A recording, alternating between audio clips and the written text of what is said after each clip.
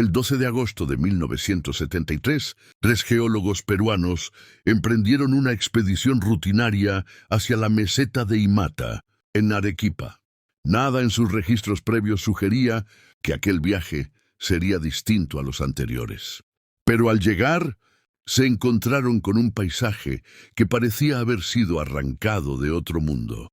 Rocas moldeadas como espirales, grietas demasiado rectas para ser naturales y un silencio tan absoluto que incluso el viento parecía evitar ese lugar. El último contacto con ellos ocurrió a las 18:47, cuando confirmaron por radio que habían encontrado una formación inusual y que la analizarían al amanecer. Sus voces sonaban tranquilas, incluso entusiasmadas, pero nadie volvió a escucharlos. A la mañana siguiente, un equipo de búsqueda halló su campamento intacto, las tiendas cerradas, la comida sin tocar, las herramientas alineadas con precisión casi obsesiva. Todo indicaba que habían abandonado el lugar solo por unos minutos. Y sin embargo, nunca regresaron. Lo más inquietante no fueron sus objetos personales, ni la ausencia total de señales de lucha. Fue el cuaderno de campo del líder de la expedición. La última página, escrita con una letra temblorosa, contenía un único mensaje: no estamos solos, y esto no debería existir. Los investigadores no pudieron determinar si se refería a un fenómeno natural, desconocido o a algo que escapaba por completo a la lógica humana. Las huellas de los 3 geólogos avanzaban hacia una formación rocosa separada del campamento. Pero a menos de 100 metros, las marcas se detenían bruscamente, como si el suelo las hubiera absorbido. No había marcas de retorno, ni arrastres, ni rastros de animales, nada. Simplemente desaparecían. Con el paso de los días, surgieron rumores entre los rescatistas, ecos que parecían imitar voces humanas, sombras que se movían entre los monolitos y un zumbido grave, casi subterráneo, que solo escuchaban al caer la noche. Las autoridades cerraron la investigación en pocas semanas, pero quienes estuvieron allí aseguran que Imata no es un lugar vacío, sino uno que observa. Antes de continuar, cuéntanos desde qué país y ciudad nos escuchas. Nos encanta saber dónde estás escuchando. Y si te interesan estos casos, suscríbete para ayudarnos a llegar a los 1000 suscriptores y deja tu like. Ahora sigamos.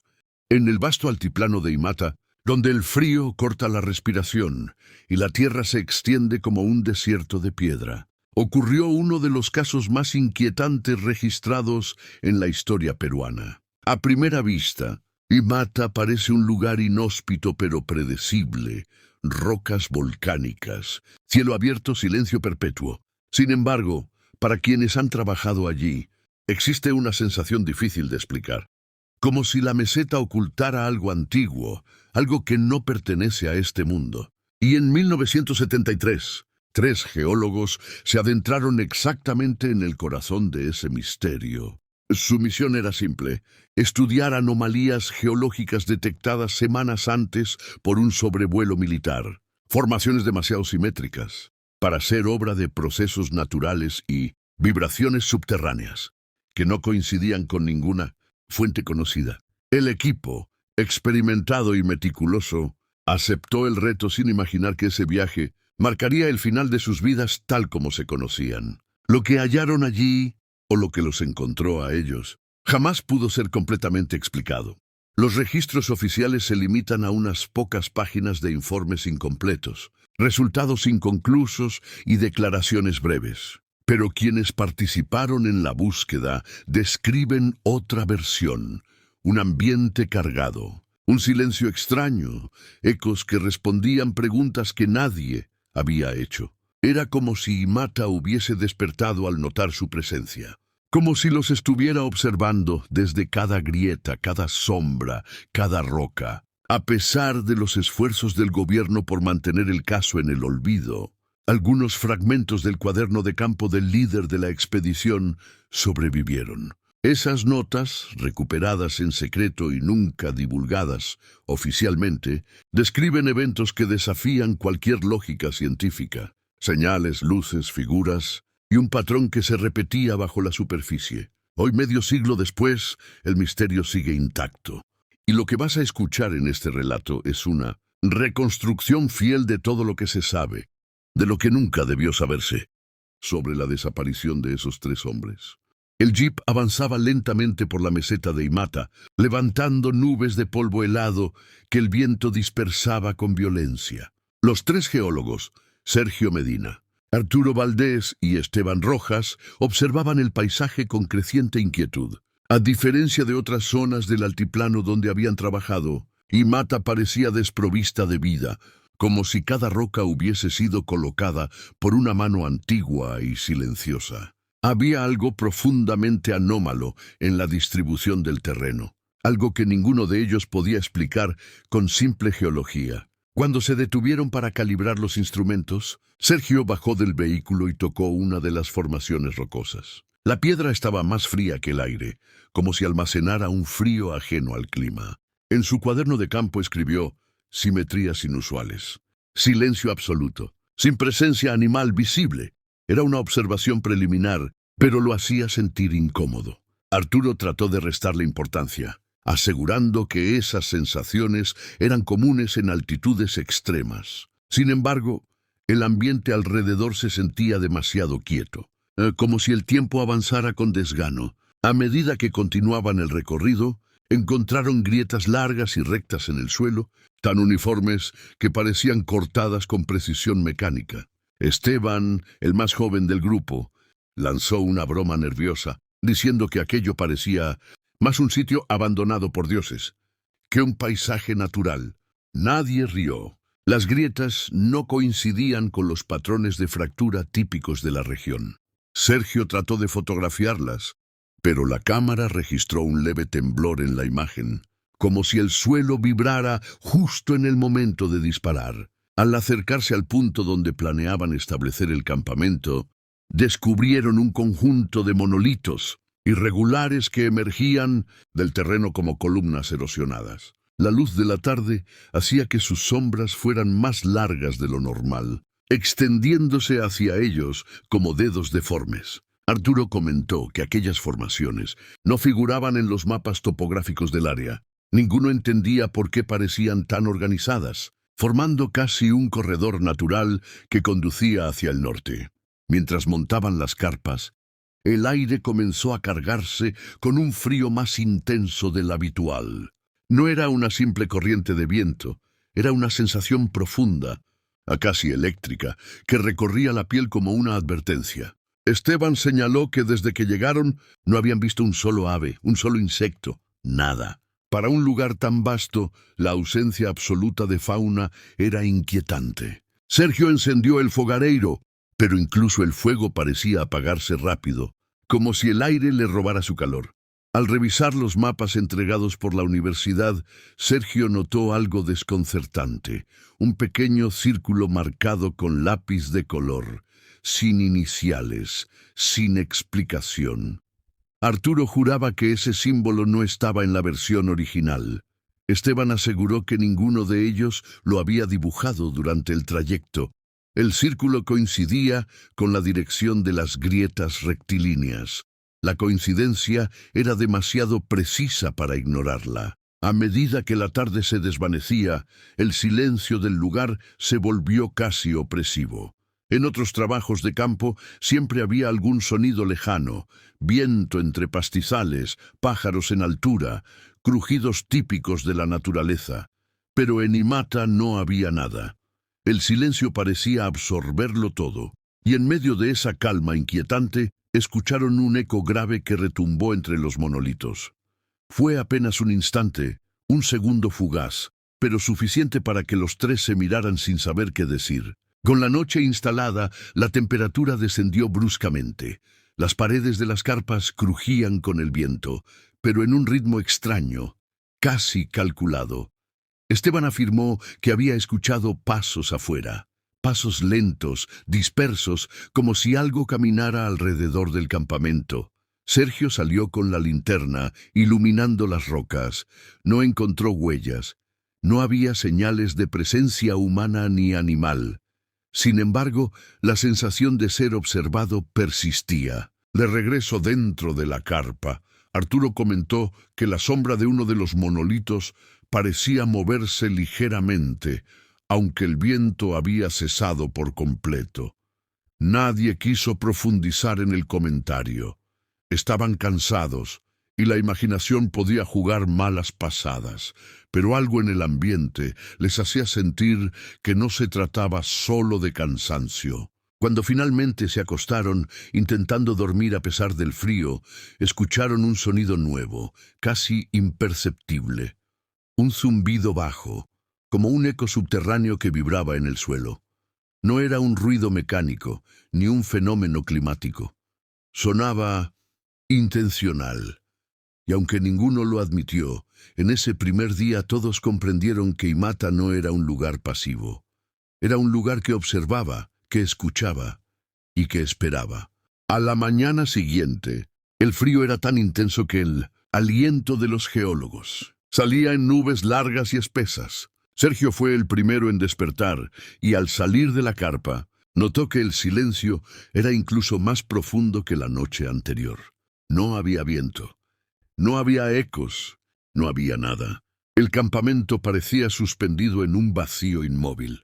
Mientras calentaba agua para café, observó nuevamente los monolitos. Algo en su disposición le parecía distinto, como si la distancia entre ellos hubiera cambiado ligeramente durante la madrugada. Intentó convencerse de que era solo una ilusión causada por la luz, pero la incomodidad quedó instalada. Arturo y Esteban salieron poco después. Mientras desayunaban, revisaron las lecturas sismográficas del día anterior. Allí encontraron algo inesperado, un registro débil pero constante de vibraciones, subterráneas durante toda la madrugada. No eran temblores naturales. La frecuencia era demasiado precisa, casi rítmica. Arturo, que era el más escéptico, propuso que tal vez algún fenómeno volcánico estaba ocurriendo a gran profundidad.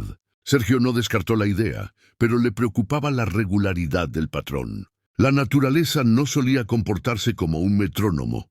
A media mañana, comenzaron la caminata hacia la zona marcada en el mapa con el círculo misterioso. El paisaje se volvía más extraño a cada paso. Las rocas parecían tener formas que no se repetían en ninguna otra parte del altiplano.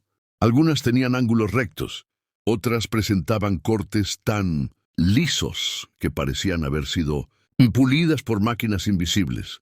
Esteban tomó varias fotografías, pero en cada una aparecía un leve desenfoque, como si el aire alrededor distorsionara la imagen. Ninguno de ellos logró explicar esa anomalía. Al llegar a la zona señalada, descubrieron algo que no esperaban, una abertura estrecha en el suelo, como una fisura que descendía varios metros en línea recta.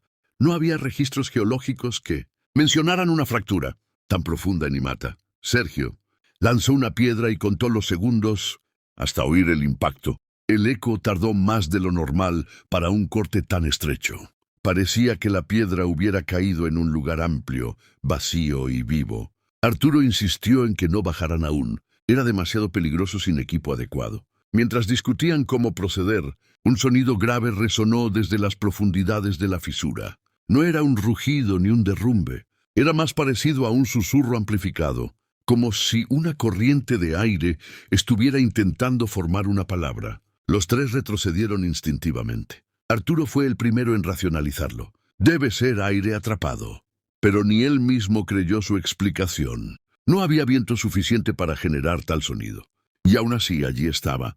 Decidieron marcar el punto y volver al campamento para traer equipo y medir gases, presión y temperatura del interior. Pero al alejarse, Esteban notó algo que lo dejó helado. A unos metros de la fisura había una serie de marcas en el suelo. No eran huellas humanas ni de animales. Eran líneas irregulares, como surcos superficiales, que formaban un patrón incompleto. Lo inquietante era que esas marcas no estaban cuando llegaron. Era como si algo hubiera rozado la superficie durante el tiempo en que discutían. De regreso al campamento, el ambiente parecía haber cambiado nuevamente. El frío era más penetrante, y las sombras entre los monolitos parecían más densas. Sergio revisó el cuaderno de campo y notó que alguien o algo había movido su lápiz. dejándolo en una posición distinta. No quiso alarmar a los demás, pero escribió en silencio: posible presencia externa. Vigilar comportamiento del entorno. Era la primera vez que registraba explícitamente la posibilidad de no estar solos. Mientras preparaban el almuerzo, Esteban mencionó haber escuchado un eco distante que repetía un patrón familiar. 3 pulsos cortos, seguidos de un pulso más largo. Arturo palideció. Reconocía ese patrón. Era el ritmo que usaban entre ellos para comunicarse cuando se separaban durante exploraciones. Pero ninguno lo había emitido ese día. Era como si algo hubiera aprendido su código. Por la tarde, el cielo se cubrió con nubes pesadas, aunque no había previsión de tormenta. El ambiente se tornó opresivo, cargado, como si la presión atmosférica disminuyera súbitamente. Los instrumentos empezaron a fallar, uno tras otro. Lecturas incoherentes, variaciones imposibles en los valores magnéticos. Arturo exclamó que debía tratarse de un fenómeno geológico raro, quizá una acumulación de gas o actividad tectónica inusual. Pero Sergio sentía otra cosa. Sentía que Imata no estaba reaccionando a la naturaleza, estaba reaccionando a ellos. Al caer la tarde, todos coincidieron en que debían reforçar a segurança do acampamento. Não sabiam o que enfrentavam, mas a sensação de serem observados se tornava inegável. Quando a noite chegou, o zumbido subterrâneo voltou, mais forte que na noite anterior, fazendo vibrar levemente o solo sob seus pés. Dessa vez, ninguém disse nada. Apenas se olharam, conscientes de que algo estava despertando nas profundezas da meseta. A la mañana siguiente, el viento soplaba con una fuerza irregular, como si la meseta expulsara ráfagas breves, seguidas de un silencio absoluto. Sergio fue el primero en despertar y notó que la carpa había acumulado una fina capa de polvo gris, más oscura que el suelo habitual de Imata. Al salir, descubrió que ese polvo formaba pequeños remolinos alrededor de los monolitos, como si algo hubiera girado entre ellos durante la noche. No había huellas claras, pero sí un patrón circular apenas visible, demasiado regular para ser producto del viento. Arturo y Esteban emergieron poco después. Ambos mencionaron haber tenido sueños inquietos, aunque no pudieron describirlos. Arturo dijo que despertó en medio de la madrugada con la sensación de que alguien tiraba suavemente de su mochila. Esteban, por su parte, afirmó haber escuchado un eco parecido a su propio nombre pronunciado, desde fuera de la carpa. Ninguno quiso profundizar en lo ocurrido. Sabían que la mente podía jugar trucos a esas altitudes, pero la coincidencia los dejó intranquilos. Después del desayuno, los tres se prepararon para regresar a la fisura descubierta el día anterior. Antes de partir, Sergio revisó nuevamente su cuaderno y encontró una página con líneas trazadas durante la noche. No era su letra, eran garabatos alargados, como si una mano inexperta hubiera intentado copiar formas humanas. Arturo propuso que quizá él mismo los había escrito medio dormido, pero Sergio sabía que no. Ese trazo tembloroso no se parecía en nada a su caligrafía. Al llegar a la zona de la fisura, encontraron algo aún más perturbador. Las marcas superficiales que habían notado el día anterior se habían extendido. Ya no eran simples surcos aislados. Formaban una especie de sendero irregular que rodeaba la abertura y se alejaba en dirección noreste. Lo inquietante era que el patrón parecía reciente, como si hubiera sido trazado durante la madrugada. Esteban tomó varias fotografías, pero nuevamente aparecieron con distorsión en las áreas donde las marcas eran más densas. Decidieron seguir el rastro durante algunos minutos. No avanzaba en línea recta. Serpenteaba de forma errática, como si algo hubiera recorrido la meseta sin un rumbo fijo. A veces las líneas eran profundas, otras apenas visibles. Arturo comentó que aquello no se parecía a ningún fenómeno natural conocido. Sergio, más reservado, pensó en la posibilidad de movimientos subterráneos expulsando gases que reconfiguraran la superficie, pero no encontró argumentos suficientes para sostener esa hipótesis. El rastro los condujo hacia una formación rocosa aislada, una especie de torre erosionada con un pequeño arco natural en la base. Allí el viento parecía comportarse de forma distinta. Soplando desde el este, debería pasar por encima de la roca, pero en cambio se desviaba hacia abajo, generando un murmullo grave que no correspondía con su intensidad. Era como si el sonido proviniera no del viento, sino del interior de la roca. Un sonido profundo, casi respiratorio. Esteban se acercó para grabar el fenómeno y al hacerlo, notó algo más. La zona alrededor del arco parecía ligeramente hundida, como si el terreno hubiera cedido recientemente bajo un peso considerable. No había huellas humanas, pero sí líneas superficiales que parecían converger hacia ese punto. Arturo sugirió examinar la estructura con cuidado, pero Sergio se negó. Había algo en ese arco que lo hacía sentir vulnerable, como si cruzarlo fuera una invitación a lo desconocido. Decidieron regresar al campamento para reorganizar el equipo. En el camino de vuelta, el rastro desapareció abruptamente, sin transición. No se desvanecía gradualmente, simplemente terminaba. Como si aquello que lo produjo hubiera sido levantado del suelo en un instante. Esteban murmuró que parecía el rastro de un animal, pero uno que no caminaba como los seres vivos conocidos. Al llegar al campamento encontraron algo que los dejó helados. Sus mochilas, que habían dejado dentro de las carpas, estaban ahora alineadas afuera, perfectamente ordenadas frente a los monolitos, con sus cierres abiertos pero sin faltar nada. No había señales de fuerza ni de manipulación brusca. Era como si alguien o algo hubiera inspeccionado cada objeto con curiosidad meticulosa. Sergio intentó mantener la calma, anotando cada detalle en su cuaderno, pero en una de las páginas encontró un mensaje que no recordaba haber escrito. Nos observa, aprende. La tinta era reciente, demasiado reciente, y por primera vez, ninguno de los tres pudo ignorar la sensación que los había acompañado desde el primer día. Algo en Imata no solo estaba presente, sino que estaba reaccionando a ellos. El hallazgo de las mochilas alineadas alteró por completo el ánimo del grupo. Arturo, intentando mantener la compostura, insistió en que debía tratarse de un fenómeno natural, combinado con la acción del viento, pero ni él mismo parecía convencido. Sergio revisó detalladamente cada objeto, comprobando que nada faltaba ni había sido dañado. Esa precisión, esa delicadeza casi quirúrgica con la que habían sido manipulados, resultaba mucho más perturbadora que si algo hubiera desaparecido. Decidieron mover el campamento unos metros más lejos de los monolitos, buscando terreno más uniforme y menos expuesto al viento.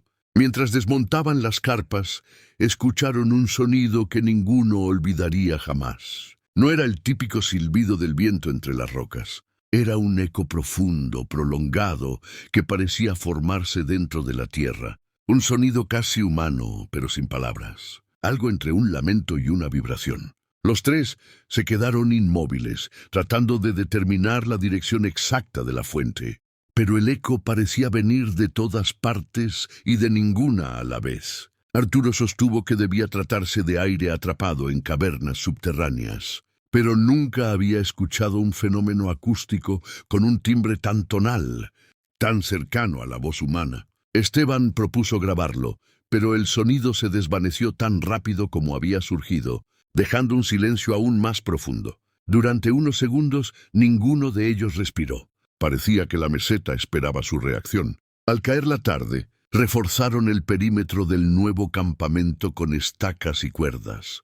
No porque esperaran una amenaza física clara, sino porque la sensación de estar siendo observados se intensificaba. Incluso Arturo, el más escéptico, admitió que algo fuera de lo común estaba ocurriendo. Sergio propuso que al día siguiente intentaran descender parcialmente por la fisura, con el equipo adecuado para medir profundidad real y temperatura interna. Era una idea arriesgada, pero necesitaban respuestas.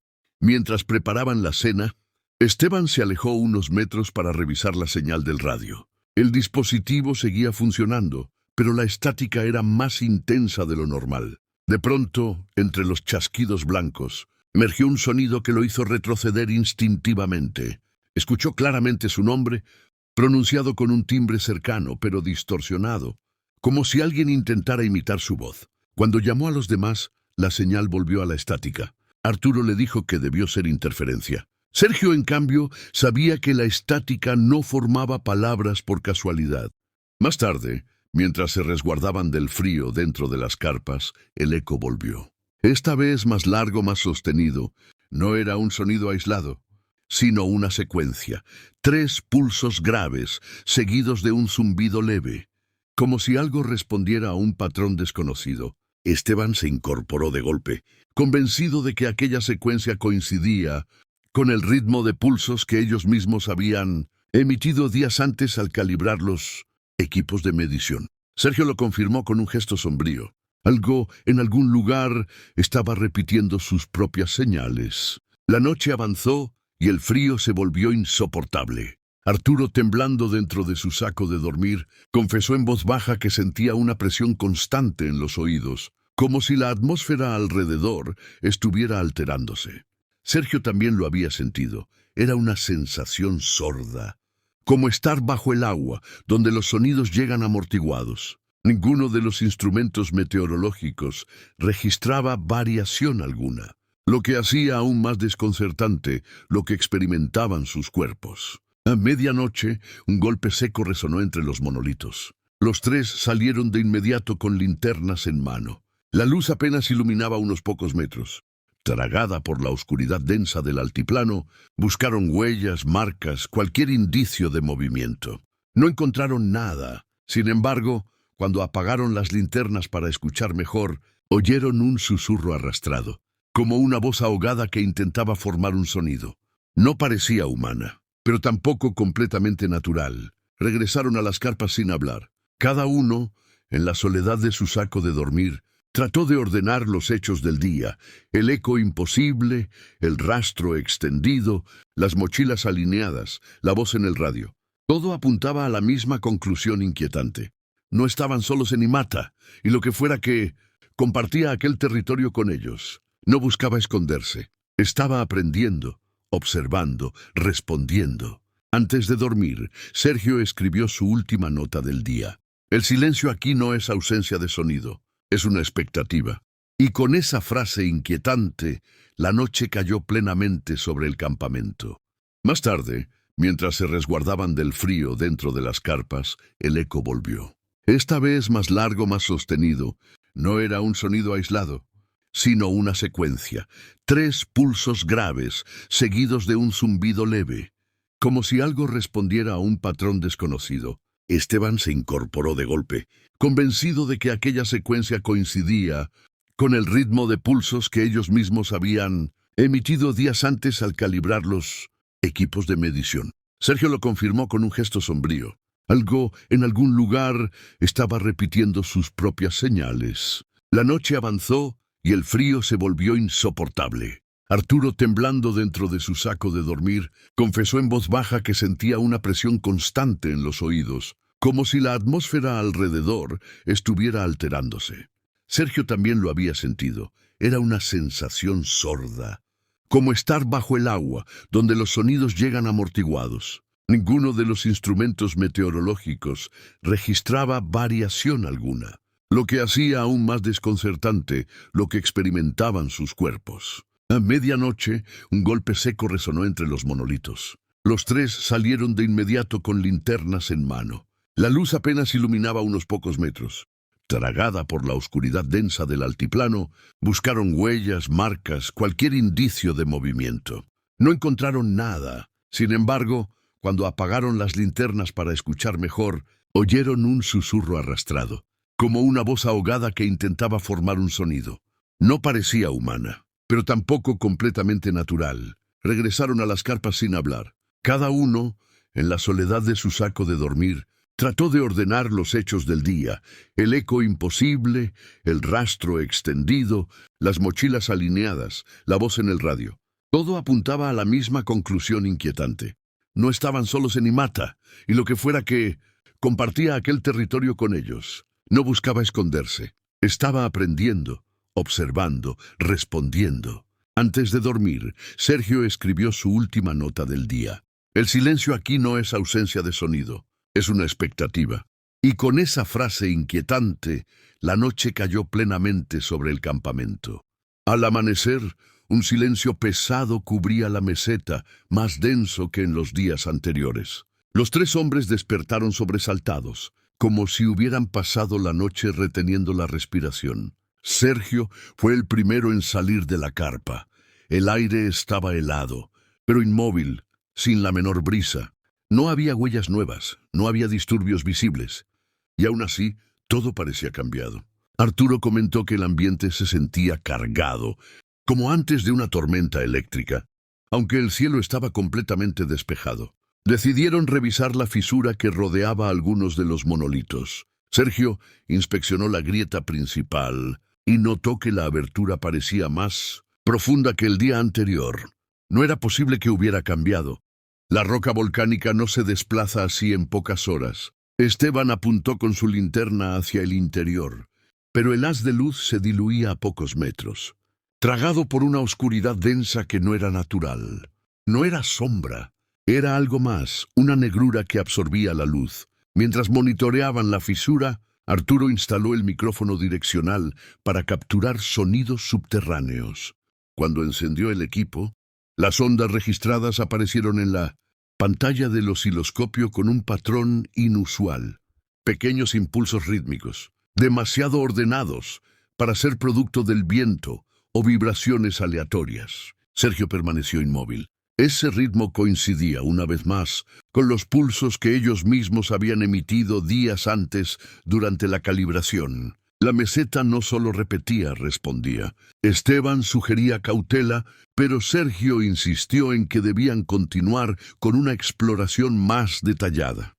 Si aquel patrón era real, podía tratarse del descubrimiento geológico o acústico más importante de la región. Sin embargo, ninguno de ellos pudo ignorar la sensación de que estaban entrando en un territorio que no quería ser examinado. Arturo, el escéptico, era el más inquieto. «No me gusta esto», murmuró mientras revisaba las lecturas por tercera vez. «Esto no es normal, ni físico». Siguieron recorriendo la meseta. A unos metros de distancia encontraron algo más inquietante aún. Pequeñas piedras volcánicas colocadas en un círculo perfecto. No estaban allí el día anterior. Los tres estaban seguros. No había huellas alrededor. No había marcas en la tierra. Solo ese círculo geométrico exacto, como si alguien o algo hubiera querido dejárselos ahí a plena vista. Sergio tocó una de las piedras y la sintió cálida, a pesar del intenso frío de la mañana. Cuando se disponían a documentar el hallazgo, un sonido resonó otra vez bajo sus pies. Esta vez no era un eco disperso, sino un golpe seco, metálico, profundo. Un sonido que parecía provenir de muy lejos, como si algo gigantesco hubiera movido una estructura en las profundidades de la montaña. El suelo vibró ligeramente, no lo suficiente para hacer un temblor, pero sí lo suficiente para que los tres se observaran con una mezcla de temor y desconcierto. El radio volvió a emitir estática, más fuerte que nunca. Arturo intentó ajustar la frecuencia, pero una voz interrumpida emergió entre los chasquidos. Era una voz masculina, extremadamente distorsionada, como si fuera reproducida a través de kilómetros de roca y metal. Lo que los estremeció fue que esa voz no pronunció palabras. Reprodujo el mismo patrón rítmico de la fisura, como si intentara imitar el sonido registrado por el osciloscopio. No parecía una interferencia humana. El viento empezó a soplar, súbitamente, solo en la zona donde ellos estaban. Era extraño. Alrededor, la meseta permanecía inmóvil. Pero allí, justo sobre los monolitos, el aire se movía en remolinos suaves que no arrastraban polvo ni hojas, como si circularan siguiendo un patrón invisible. Sergio levantó la vista y notó que algunas nubes parecían formarse en líneas paralelas, alineándose con la disposición de las piedras volcánicas. Esteban propuso volver al campamento antes de que el clima cambiara, pero cuando se dieron la vuelta, vieron algo que los dejó fríos.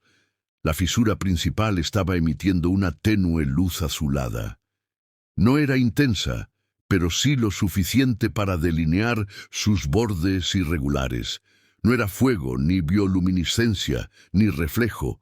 Era como si algo al fondo de la grieta respirara luz. El capítulo cerró con los tres hombres retrocediendo lentamente, sin saber si era más seguro acercarse o huir.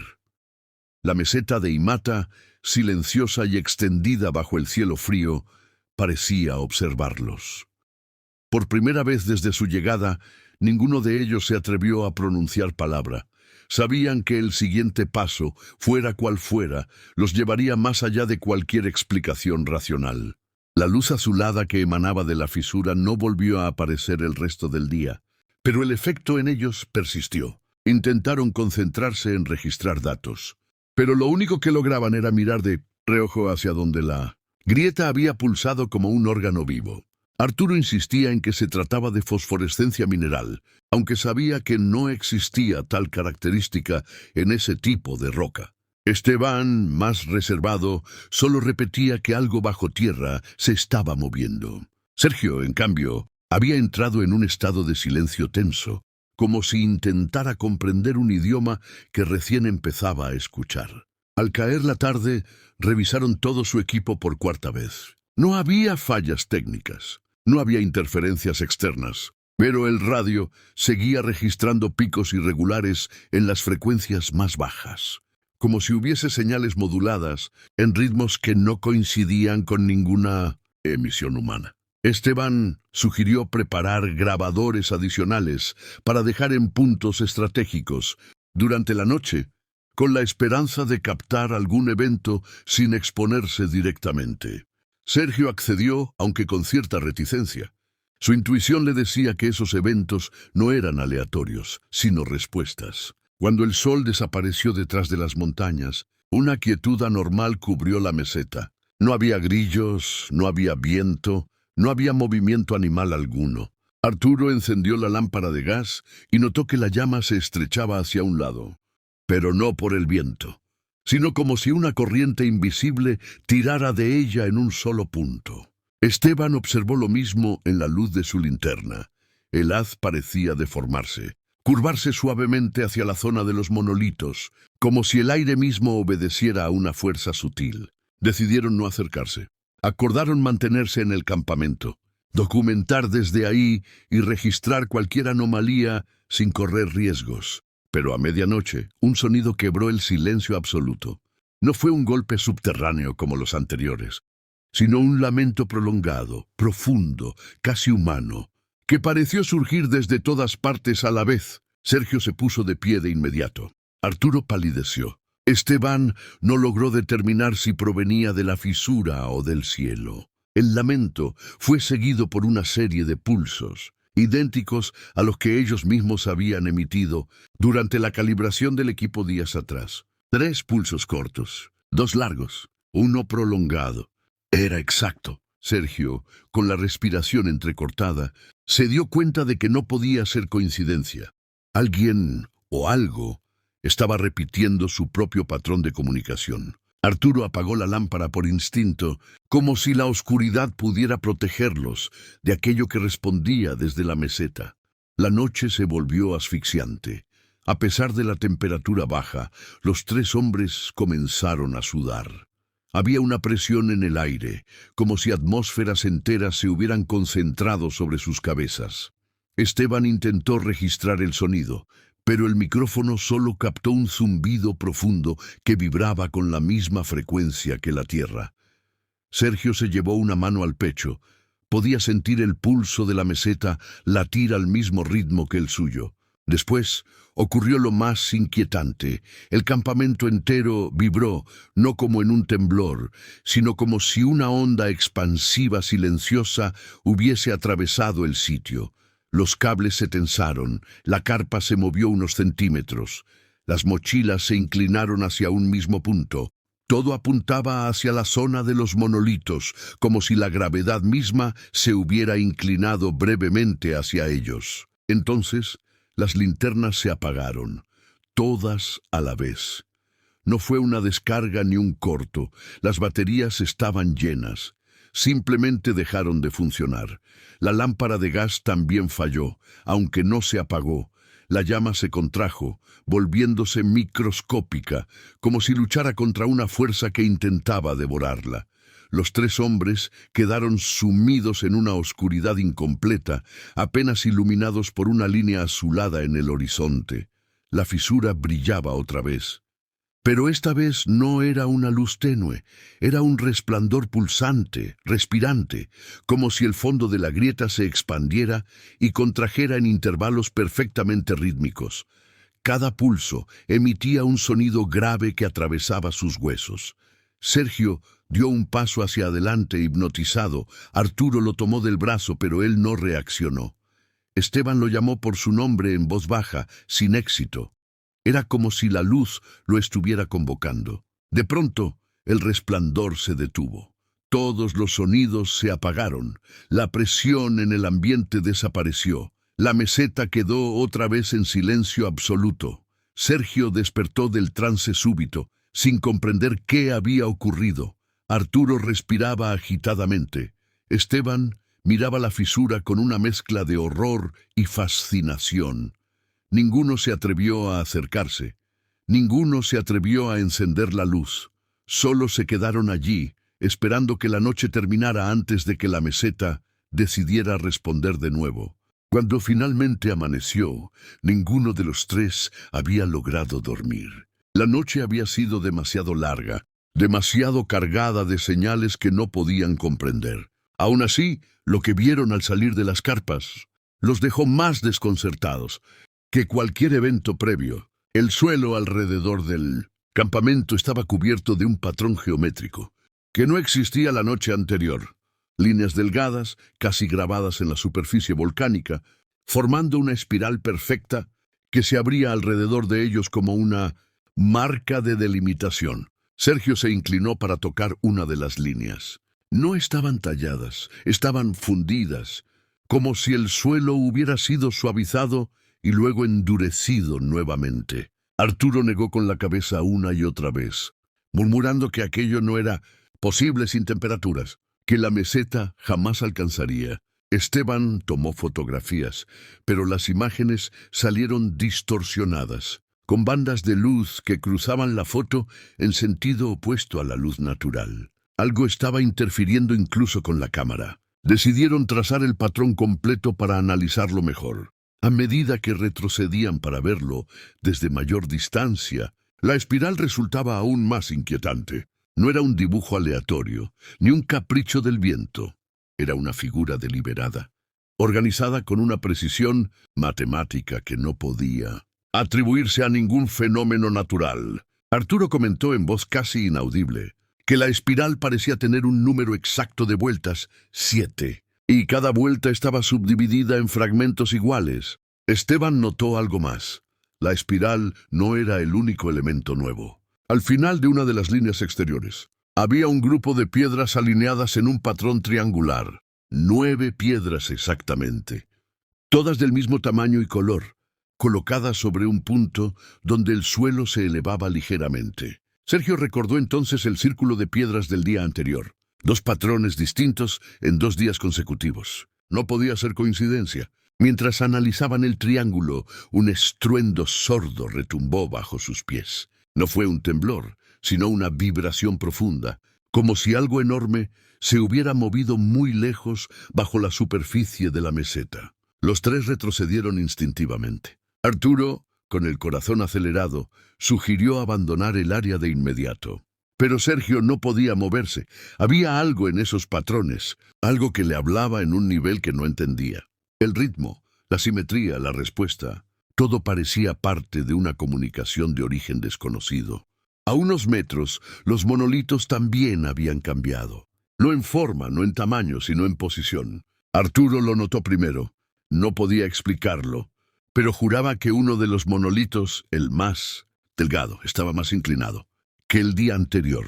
Esteban midió la sombra que proyectaba y confirmó la sospecha. El ángulo había cambiado varios grados. Sergio se quedó sin palabras. Aquellas rocas no podían moverse sin intervención externa. Y aún así, allí estaba el cambio. Entonces, sin previo aviso, el radio emitió una señal clara. No estática, no un eco, sino una emisión que reconocieron inmediatamente. Era la voz de un hombre. Pero no era ninguno de ellos. La voz parecía vieja, deteriorada, como si hubiera sido grabada décadas atrás. Decía una frase corta, repetida 3 veces, no bajen. Luego se cortó abruptamente. Arturo cayó de rodillas, pálido. Esteban perdió el aliento. Sergio sintió un nudo helado formarse en el estómago. Era imposible, pero la transmisión había ocurrido. Un viento repentino los rodeó, levantando polvo en un remolino estrecho, casi como un torbellino pequeño. No los golpeó, simplemente giró a su alrededor, sin avanzar ni retroceder. Y entonces, con una claridad que los paralizó, escucharon un sonido provenir de la fisura principal, un lamento bajo, casi como un sollozo, pero deformado, como si se escuchara desde el fondo de un túnel interminable.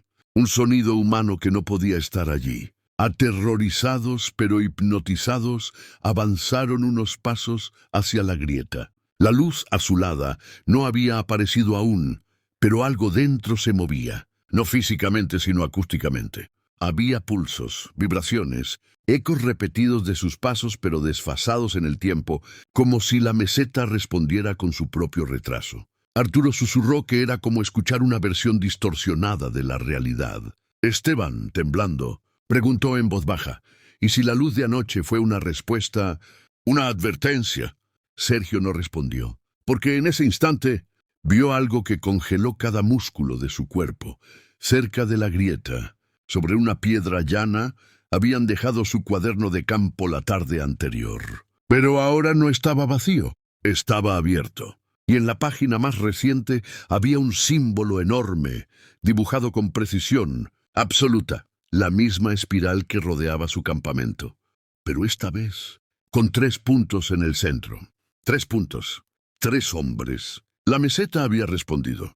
Sergio retrocedió al ver los 3 puntos en el cuaderno, como si el símbolo pudiera saltar de la página hacia él. Arturo respiraba agitadamente, con el rostro pálido, repitiendo que nadie había tocado ese cuaderno, que él mismo lo había guardado dentro de la mochila. Esteban examinó la textura del papel. No había marcas de lápiz ni tinta. El símbolo estaba grabado, como si alguien hubiera presionado la hoja con una herramienta caliente. Aquello requería un nivel de precisión imposible en plena oscuridad de la noche, y más aún sin dejar huellas alrededor.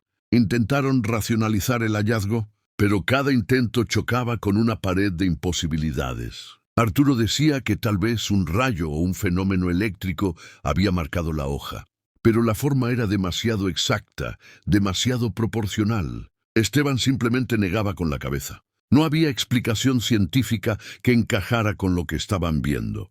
Sergio, por su parte, permanecía en silencio absoluto, observando el cuaderno como si fuera un mensaje personal.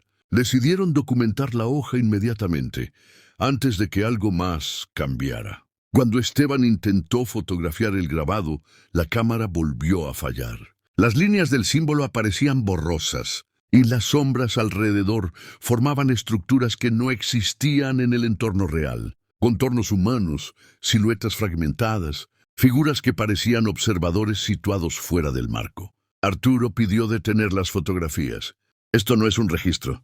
Es un espejo», dijo con voz temblorosa. Sergio sugirió acercarse nuevamente a la fisura, convencido de que el símbolo era algún tipo de instrucción. Arturo se negó rotundamente, alegando que la luz y la vibración de la noche anterior habían sido una advertencia, no una invitación. Esteban, sin embargo, admitió que sentía una atracción inexplicable hacia la grieta, como si la meseta estuviera guiándolos hacia un punto específico. Después de una breve discusión, tomaron la decisión de acercarse juntos, manteniendo una distancia segura. A medida que caminaban, se dieron cuenta de algo perturbador. El suelo estaba ligeramente hundido, en líneas que formaban las mismas espirales y triángulos del campamento. No era una ilusión. Eran marcas reales, como si la meseta entera hubiese estado reconfigurándose sutilmente durante la noche. Arturo tocó una de las depresiones y sintió calor, como brasas apagadas. Esa temperatura no tenía explicación. Al llegar a unos 5 metros de la fisura, una corriente de aire los envolvió. Era fría, pero no helada. Más que un viento, parecía una exhalación profunda. La luz azulada no reapareció, pero había algo completamente distinto. Un sonido. Era leve, casi imperceptible, como un murmullo. No eran palabras, no era un idioma, pero tampoco era ruido. Tenía ritmo, tenía intención. Esteban levantó la mano para pedir silencio, tratando de captar la secuencia exacta de vibraciones. Sergio, temblando, dijo que el ritmo coincidía con el patrón que los había despertado la noche anterior. 3 pulsos cortos, 2 largos, 1 prolongado. Esa forma de repetición marcaba una estructura, un código. Arturo tapó los oídos, incapaz de soportar la idea de que algo bajo tierra pudiera estar comunicándose. Esteban, en cambio, dio un paso más cerca de la grieta. No podía evitarlo. Sentía que estaba a punto de entender algo que llevaba días escapándose de su comprensión. De repente, la vibración cambió. Se volvió más profunda, más grave, como si la tierra misma resonara desde sus cimientos. El sonido no era amenazante, pero sí ancestral, como si miles de años de actividad geológica se condensaran en un único suspiro. Los 3 hombres se quedaron inmóviles. La fisura emitió un pulso de aire que desplazó el polvo en un círculo perfecto alrededor de ellos. Y entonces ocurrió. Una línea de luz azulada recorrió el interior de la grieta, no hacia arriba, sino a lo largo del suelo, como si viajara horizontalmente por un canal subterráneo. Esa línea se detuvo justo bajo los pies de los 3 hombres. Los rodeó, se apagó, y después dejó una marca, un triángulo perfecto dibujado alrededor de donde estaban parados. El viento cesó. La vibración desapareció, el murmullo se apagó, solo quedó un silencio absoluto. Fue Arturo quien finalmente habló, con la voz casi rota. No es un mensaje. ¿Entonces qué es?, preguntó Esteban. Arturo lo miró con ojos vacíos. Es una selección. El silencio que siguió a la aparición del triángulo era tan profundo que los 3 hombres sintieron un zumbido en los oídos, como si el mundo hubiera retenido el aliento. Nadie se movía. Nadie hablaba. Esteban fue el primero en romper la parálisis, retrocediendo lentamente hasta salirse del triángulo marcado en el suelo. Observó sus botas, esperando que algo reaccionara, pero no ocurrió nada. Sergio, en cambio, permaneció quieto, con la mirada clavada en el centro de la figura. Había algo en su postura, algo inquietante. No parecía estar asustado, sino concentrado. Arturo se acercó a él para sacarlo del triángulo, pero al extender la mano sintió una resistencia leve, como si el aire tuviera densidad. No era una barrera sólida, pero sí una presión invisible que lo obligaba a esforzarse para avanzar. Esteban lo observaba con los ojos muy abiertos. Sergio parecía ajeno a todo, respirando de forma lenta, como si escuchara algo que ellos no podían percibir. El ambiente tenía un peso extraño, como si una presencia los rodeara sin mostrarse. Finalmente Sergio reaccionó. Parpadeó varias veces, sacudiendo la cabeza para despejarse, y salió del triángulo por su propio pie. En cuanto lo hizo, la presión en el aire desapareció. Arturo retrocedió inmediatamente, temblando. Esteban anotó en su libreta que la figura parecía tener un efecto puntual, localizado y temporal. Pero ninguno de los 3 podía negar la sensación de que la meseta había tomado nota de ellos, y de que había dirigido su atención específicamente hacia Sergio. Decidieron volver al campamento para analizar todo lo ocurrido.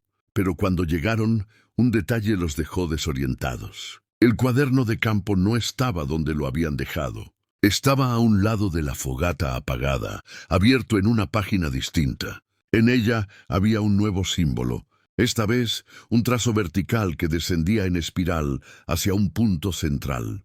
No era un mensaje figurativo, parecía un mapa o una ruta. Sergio se inclinó para verlo más de cerca y afirmó que el trazo se correspondía con la topografía de la meseta.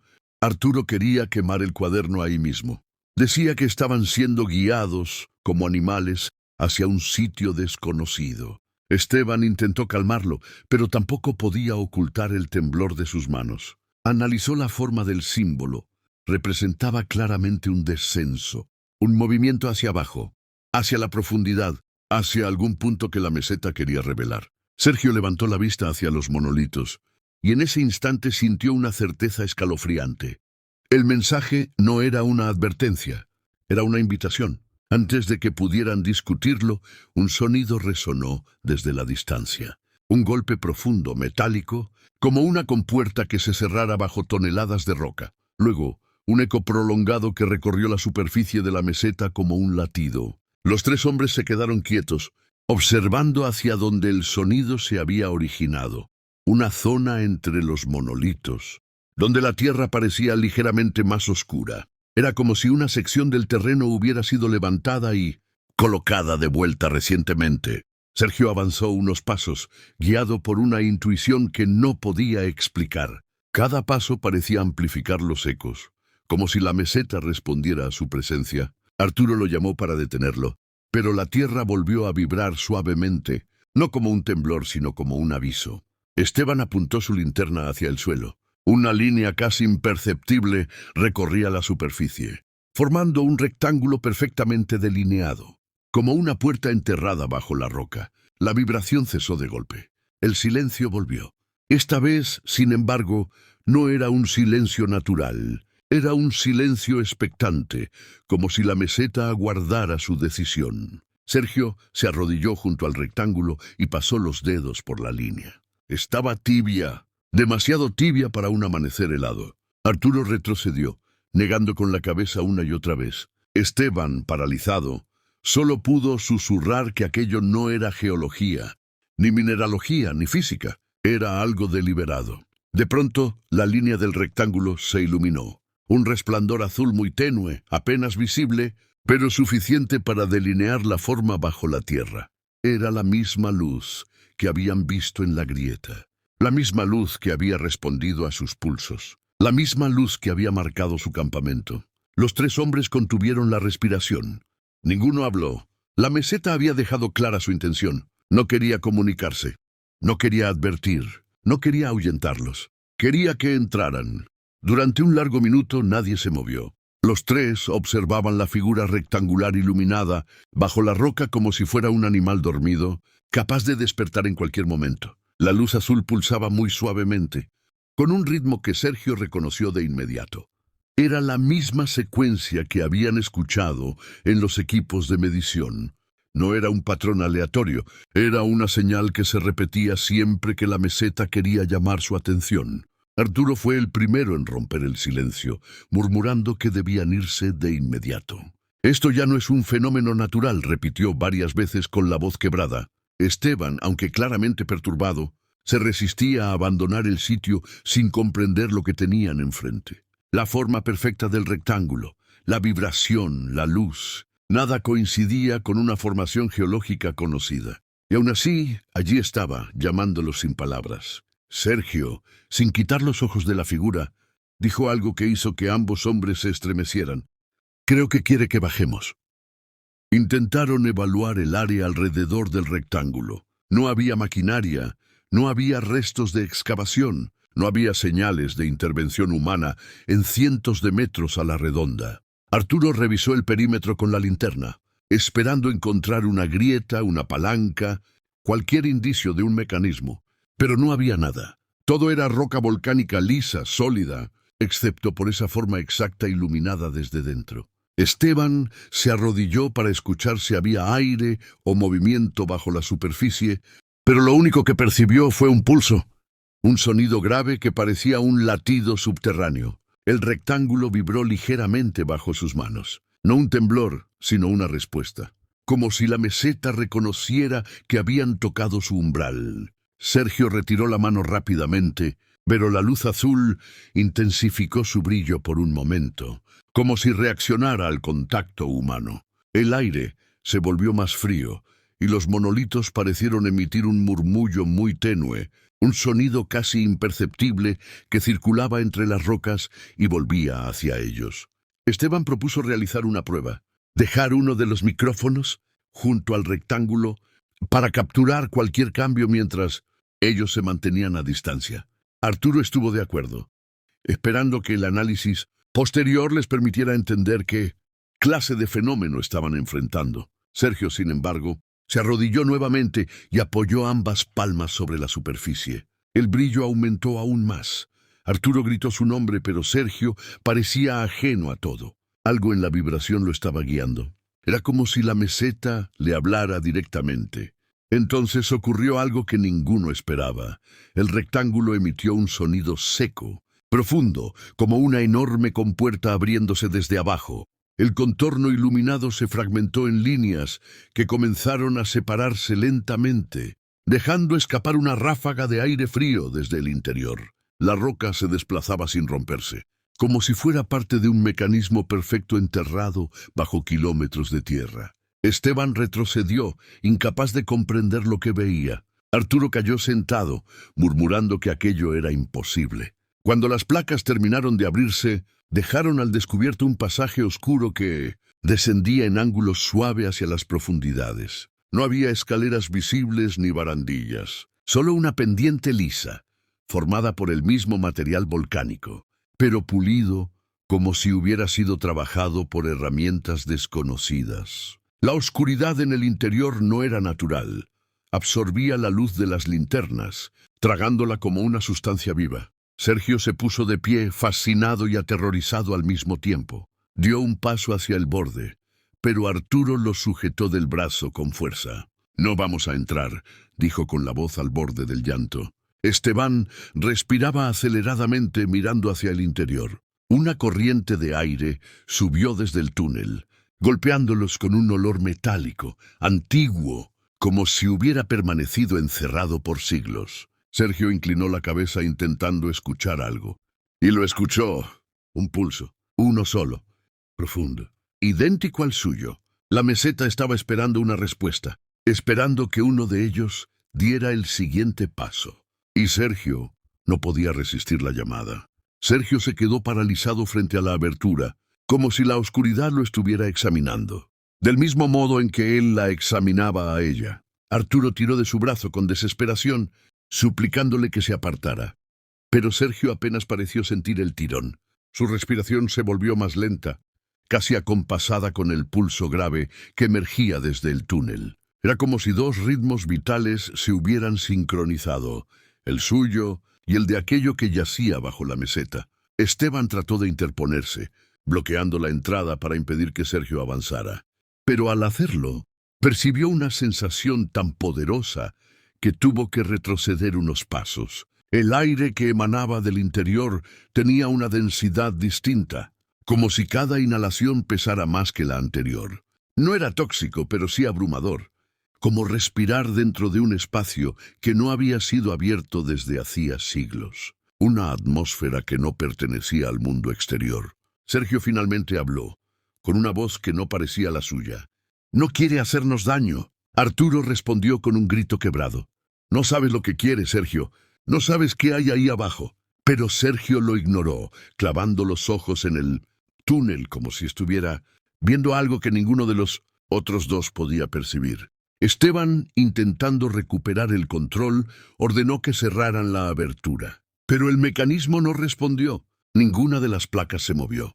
La meseta había decidido mantener el acceso abierto, como si supiera que aún no habían tomado una decisión. Entonces, sin previo aviso, la tierra vibró ligeramente, no de forma alarmante, sino como si algo bajo sus pies se hubiera acomodado, preparándose para recibirlos.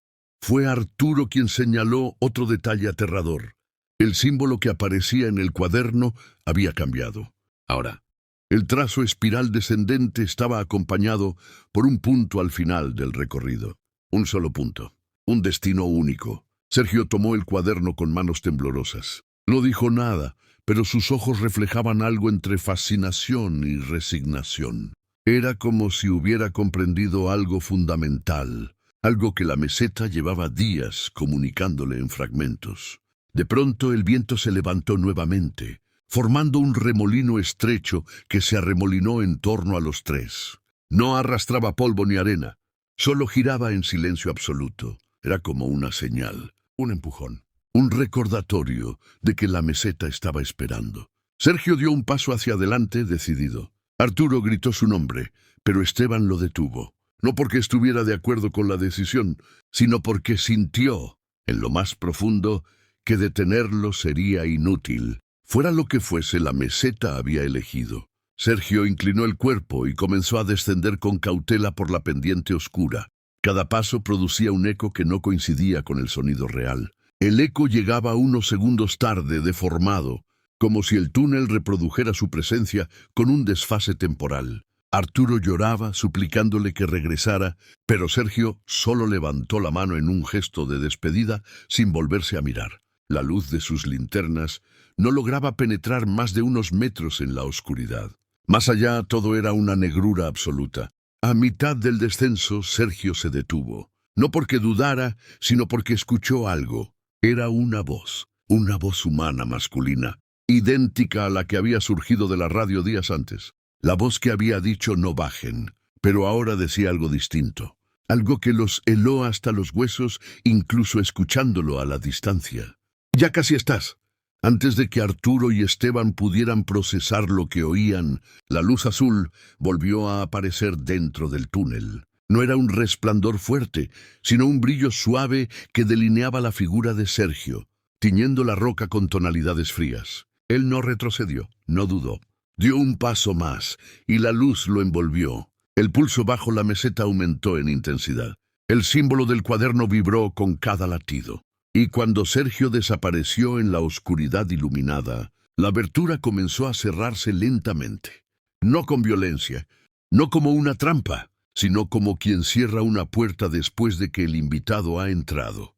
Arturo y Esteban corrieron hacia la compuerta mientras ésta se cerraba, empujando con desesperación las placas que descendían suavemente. No importaba cuánta fuerza aplicaran, la roca no cedía ni un milímetro. Era como si hubieran intentado mover una montaña entera con las manos. Las líneas de luz azul se desvanecían a medida que la entrada quedaba sellada, y con cada centímetro que perdían, sentían cómo Sergio se alejaba más. No solo en distancia, sino en un espacio al que ellos ya no pertenecían. Cuando la abertura se cerró por completo, un silencio abismal se instaló en la meseta. No era el silencio natural de las alturas, sino uno artificial, construido, como una cámara insonorizada. Arturo cayó de rodillas, golpeando la roca con sus puños hasta que los nudillos le sangraron. Esteban lo sujetó por los hombros, temblando, incapaz de pronunciar palabra. La superficie de la compuerta no mostraba rastro alguno de haber sido abierta hacía apenas segundos. Era una plancha lisa e indiferente, como si la montaña hubiera borrado toda evidencia del descenso de Sergio. Ambos esperaron, minutos primero, horas después. Pero la meseta no volvió a emitir luz, vibración ni sonido alguno. El viento no soplaba. Los monolitos permanecían inmóviles. Era como si el lugar entero hubiera sido apagado tras recibir lo que buscaba. Esteban intentó registrar el área con sus instrumentos, pero ninguno respondía. Las baterías estaban drenadas, los micrófonos saturados, las cámaras bloqueadas.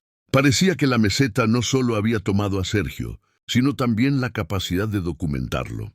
Al caer la tarde, Arturo creyó escuchar una voz bajo sus pies. Apenas un susurro, un eco, algo que se pareció demasiado a la voz de Sergio. Llamó a Esteban, pero cuando éste llegó, el sonido había desaparecido. Esteban trató de convencer a Arturo de que era la tensión del momento, su mente intentando llenar un vacío imposible de aceptar. Pero Arturo lo sabía, no había imaginado ese susurro. Había sido real, igual que la voz que salió de la radio, igual que los pulsos que ellos no podían explicar. Decidieron descender de la meseta al día siguiente, con la esperanza de regresar con un equipo especializado. Pero cuando despertaron, la espiral grabada alrededor de su campamento había cambiado. Ya no tenía 7 vueltas, sino 3. 3 vueltas perfectas alrededor de un punto central. Esteban sintió un escalofrío recorrerle la espalda. Arturo retrocedió sin entender, hasta que finalmente lo vio con claridad. El punto central estaba marcado con un pequeño trazo vertical. Un marcador, un nombre sin letras.